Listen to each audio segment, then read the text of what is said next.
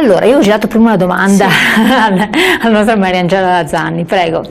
Sì, la domanda era quando è il momento giusto per chiedere aiuto. Allora, per esperienza il momento giusto per chiedere aiuto è quando la donna è consapevole e decide che è giusto chiedere aiuto e che vuole uscire da quella situazione. Quindi è una cosa soggettiva, non ci sono elementi che poi possiate dire attenzione, non diciamo aspettate oltre un certo limite. Allora, il consiglio che possiamo dare è sicuramente quello di chiedere aiuto il prima possibile, perché comunque la violenza dentro le relazioni intime è una violenza che avrà negli anni, nel tempo, un'escalation, quindi che non finirà. Però è anche vero che i percorsi di uscita dalla violenza sono efficaci solo quando la donna è decisa nell'uscire, è decisa nella sua scelta.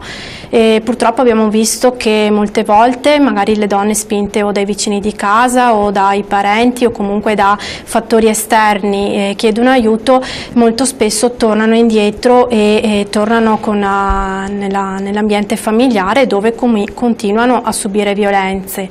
È importante quindi che ci sia una consapevolezza e una ferma decisione della donna a voler uscire da questa situazione.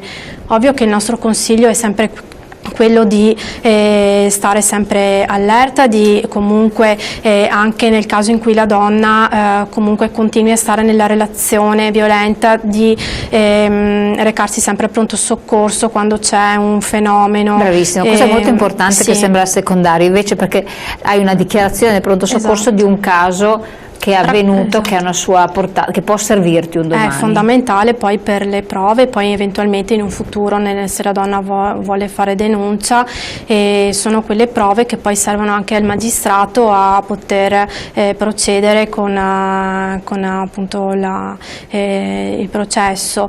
Quindi diciamo che noi come missione, come nostra ispirazione, non abbiamo mai costretto le donne appunto ad uscire dalla situazione di violenza, non le abbiamo mai costrette a denunciare, proprio perché abbiamo visto che è controproducente, deve essere la donna stessa a volerlo.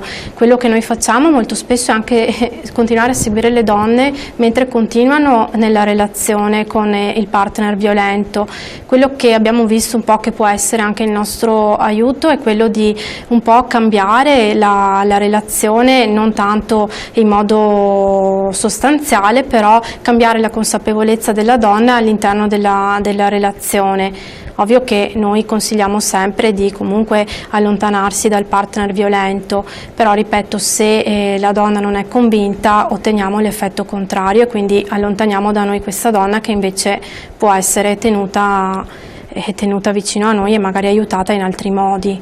I casi che tutti hanno visto, delle cronache, dove la persona viene uccisa comunque e i vicini vengono interpellati, le persone conoscenti dicono è una famiglia, quasi tutti, tranquilla. È possibile questo secondo voi, dalla vostra esperienza? O c'era qualcosa che poteva anche indurre in sospetto, quindi poter aiutare la persona, cioè si poteva aiutare quella persona che poi è finita in quel... La cosa che dicono sempre lui era una persona, è una persona secondo me, a modo, e questo non ci stupisce. Non vi per niente, nel senso che spesso gli uomini violenti, anche quando arrivano ai servizi, quando vengono visti, e comunque quando chiediamo alle donne ma tuo marito com'è fuori da casa, una persona normale, spesso nessuno si accorge di come sono le cose, oppure vengono sottovalutati alcuni aspetti. Quindi non c'è un automatismo, se uno è violento in casa è violento anche fuori, spesso è violento in casa e ha una buona facciata fuori. Che poi i vicini non si siano mai accorti di nulla, ecco, questo invece è un po' più difficile da credere, nel senso di solito una famiglia dove c'è violenza si sente, si percepisce, ma proprio nel senso che succedono sempre dei fatti molto, molto eclatanti.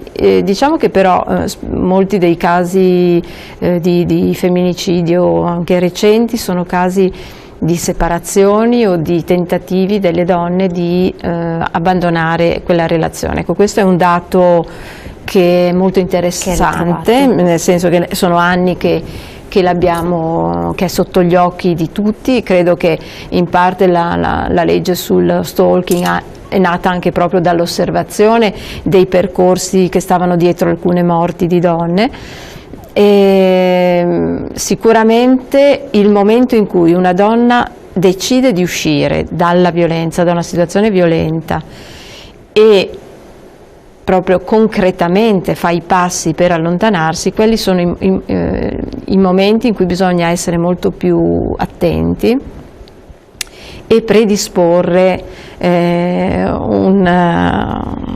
una rete di protezione. Quando prima dicevo il primo nostro obiettivo è quello sempre della protezione, e noi a questo crediamo fortemente perché sentiamo la paura delle donne, e su questo siamo stati negli anni anche molto attive, ma anche insistenti un po', ecco, nel senso che abbiamo sempre, anche con le forze dell'ordine, e c'è molta più sensibilità rispetto a questa, perché ci dobbiamo fidare molto di quello che le donne ci dicono. Assolutamente. Numero verde? 881 46 81, è attivo tutti i giorni dalle 8 di mattina alle 8 di sera. Perfetto, quindi Centro Veneto Progetti Donna si trova anche su internet, tutte le informazioni. E ricordiamo che c'è la possibilità eventualmente di accogliere le donne nelle case, in un sistema di case protette, quindi in tutta la provincia, insomma, ecco, questo negli anni l'abbiamo raggiunto come obiettivo. Perfetto, io vi ringrazio di essere state qui con noi, per averci sensibilizzato su una realtà che esiste, aver dato delle informazioni alle persone, perché qualcosa si può fare naturalmente. Grazie di averci seguito, appuntamento a domani, anzi questa sera.